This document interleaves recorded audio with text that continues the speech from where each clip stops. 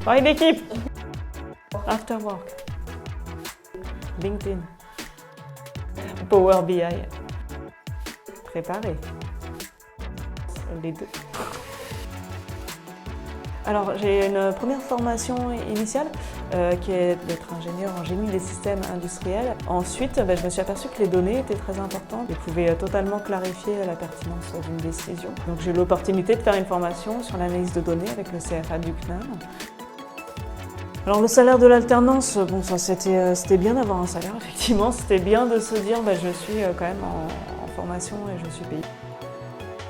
Je suis ambitieuse dans les objectifs que je donne à mes actions.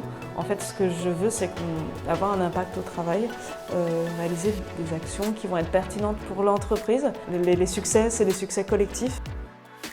Collecter les données, déjà, les trouver où elles se trouvent, les utiliser dans l'outil qui est disponible pour l'entreprise et qui va permettre de faire des restitutions précises et qui vont parler aux équipes qui vont les utiliser derrière. Je pense que c'est important d'avoir une capacité d'écoute et d'attention à l'ensemble des corps de métier qui vont utiliser ou produire la donnée ou être responsable de la donnée. Il faut être disponible pour les gens, donc c'est de s'adapter au moment où eux vont avoir du temps. Le CFA du CNAM, dans cette formation-là, on a une insistance pour nous dire qu'il fallait faire travailler les gens et être à l'écoute des gens et que le rôle de data analyst était aussi un rôle de personne avec le cœur et les oreilles ouvertes, en fait.